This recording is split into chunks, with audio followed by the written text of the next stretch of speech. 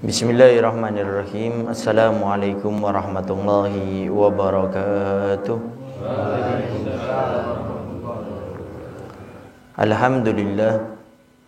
Alhamdulillahi rabbil alamin. Wassalatu wassalamu ala asyrafil anbiya'i wa mursalin sayyidina wa habibina wa syafi'ina wa qurrati a'yunina wa nuri qulubina Muhammad habibi rabbil alamin wa ala alihi wa sahbihi ajma'in.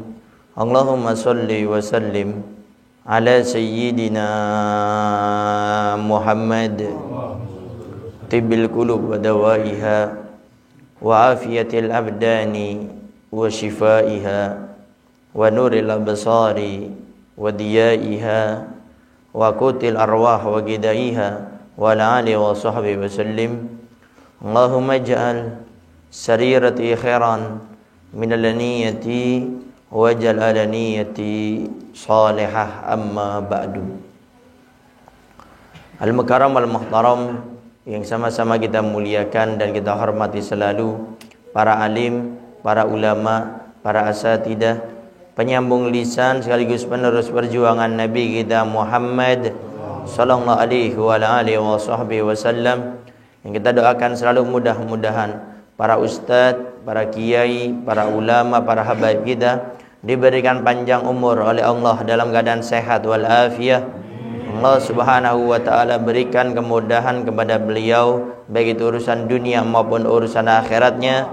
Allah Subhanahu wa taala jauhkan beliau semuanya daripada fitnah yang terjadi di akhir zaman ini insyaallah. Amin.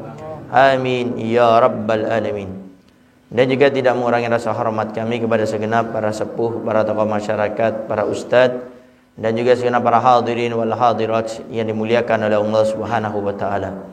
Alhamdulillah, pada subuh kali ini Allah Subhanahu wa taala masih memilih kita, memudahkan kita, meringankan langkah kaki kita untuk bisa melaksanakan salat subuh berjamaah. Mudah-mudahan Allah Subhanahu wa taala selalu memberikan kepada kita kemudahan untuk melaksanakan semua perintah-perintahnya dan meninggalkan segala sesuatu yang dibenci olehnya, dan kelak mudah-mudahan di akhir hidup kita Allah cabut nyawa kita semuanya dalam keadaan husnul khatimah insyaallah. Amin. Amin ya rabbal alamin. Para hadirin wal hadirat yang dimuliakan oleh Allah Subhanahu wa taala, sama-sama kita ketahui dosa yang tidak akan diampuni oleh Allah Subhanahu wa taala.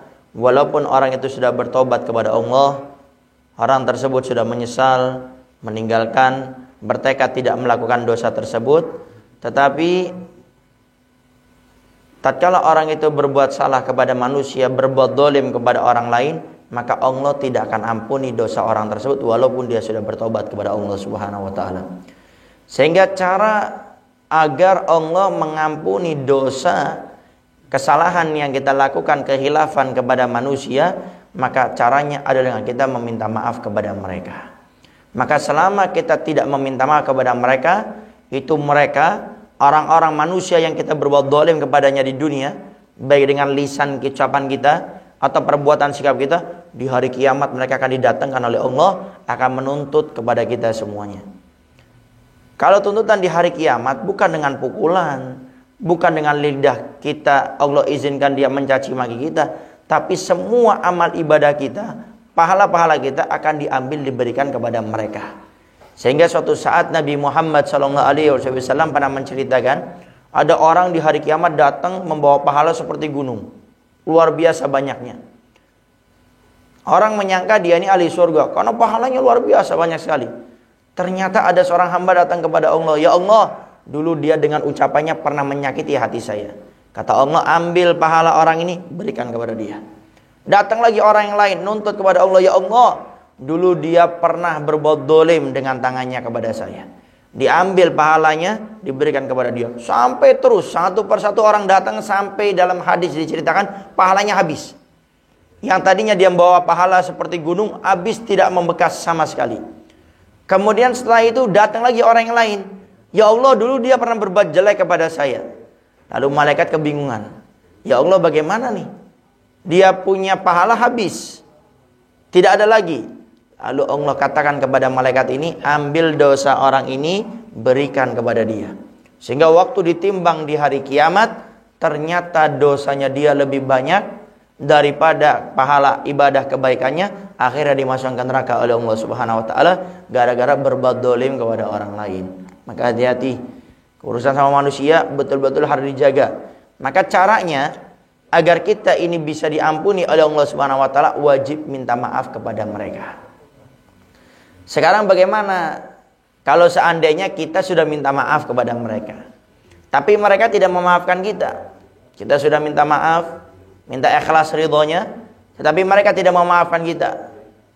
Bahkan ada istilah, saya tuntut kamu di hari kiamat.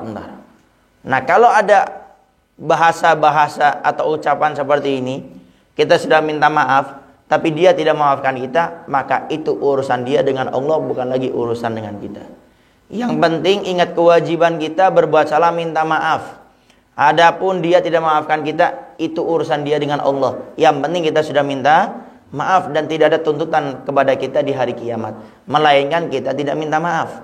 Kalau kita sudah minta maaf, kemudian dia tidak memaafkan kita, itu urusannya dengan Allah di hari kiamat. Yang jelas kita punya kewajiban minta maaf sudah, tapi dia tidak memaafkan kita, itu urusan sama Allah dan kita tidak ada tuntutan di hari kiamat. Tapi ini yang kadang-kadang tidak terbahas. Harus evaluasi di antara kita. Kenapa saya minta maaf kepada dia, dia tidak maafkan kesalahan saya? Ini harus ada evaluasi. Dicek kenapa. Mungkin karena dosa kita, kesalahan kita, kehilafan kita kepada dia terlalu fatal. Sekali cuma luar biasa. Sehingga akhirnya dia tidak maafkan kita. Atau saking seringnya kita berbuat salah kepada dia. Berbuat salah, minta maaf, dimaafkan. Berbuat salah, dimaafkan. Terus tapi langganan. Terus saja berbuat salah sehingga orang ini gedek nek, akhirnya tidak mau memaafkan. Nah, kalau sudah seperti ini, maka cara minta maafnya harus lebih ekstra. Tidak bisa kita minta maaf seperti biasanya. Lalu bagaimana caranya? Cari orang ketiga yang dia segani, punya ilmu agama, untuk mengingatkan, menasihati orang tersebut agar memaafkan kita. Ini kalau memang sudah terlalu parah. Maka ini evaluasi buat kita semuanya. Kalau dia tidak memaafkan kita, evaluasi untuk memperbaiki diri. Kemudian cari orang ketiga yang sekiranya dia segani, punya ilmu agama untuk menasihatinya, mengingatkannya agar dia mau memaafkan kita. Karena ingat sekali lagi, tidak akan Allah ampuni dosa seorang hamba yang berbuat salah kepada orang lain sampai dia minta maaf kepada orang tersebut. Kalau sudah minta maaf, ternyata dia tidak maafkan kita, itu urusan dia dengan Allah. Pokoknya kewajiban kita minta maaf kepada mereka. Adapun ntar ternyata mungkin kita harus evaluasi, kenapa kok kita tidak dimaafkan oleh dia? Mungkin karena terlalu fatal kesalahan kita, atau saking seringnya kita berbuat salah kepada mereka. Maka cari orang ketiga yang dia segani, punya ilmu agama untuk membantu kita, untuk mengingatkan dia agar memaafkan kesalahan kita. Para hadirin wal hadirat yang dimuliakan oleh Allah Subhanahu wa taala, mungkin itu saja yang bisa Al-Bagir sampaikan. Intinya awas, jangan sampai kita berbuat salah tidak mau minta maaf. Itu mereka akan Allah datangkan di hari kiamat, mengambil semua pahala ibadah yang kita lakukan pada saat ini. Tapi kalau kita sudah minta maaf, kemudian dia tidak memaafkan kita, itu urusan dia dengan Allah Subhanahu wa taala, dan insya Allah tidak ada tuntutan bagi kita di hari kiamat. Tapi evaluasi bagi kita, kenapa kita minta maaf dia tidak memberikan maaf kepada kita? Maka kalau ternyata memang terlalu fatal kesalahan yang kita lakukan atau terus menerus, maka kita harus cari orang ketiga yang beliau segani dan punya ilmu agama untuk mengingatkan, menasihati mereka agar memberi maaf kepada kita. Mungkin itu saja yang bisa Al-Bagir sampaikan. Mudah-mudahan Allah Subhanahu wa taala selalu memberikan kepada kita keistiqomahan dalam melakukan semua perintah-perintahnya Allah dan meninggalkan larangan-larangannya. Allah jauhkan kita daripada sifat ego, tidak mau meminta maaf dengan kesalahan yang kita lakukan, dan mudah-mudahan Allah lembutkan hati mereka yang pernah kita berbuat zalim kepadanya, sehingga memudahkan Allah Subhanahu wa taala kepada mereka untuk memberi maaf kepada kita. Rabbana atina fid dunya hasanah wa fil akhirati hasanah wa qina adzabannar. Wa sallallahu ala sayyidina Muhammadin wa alihi wasallam. Walhamdulillahi rabbil alamin.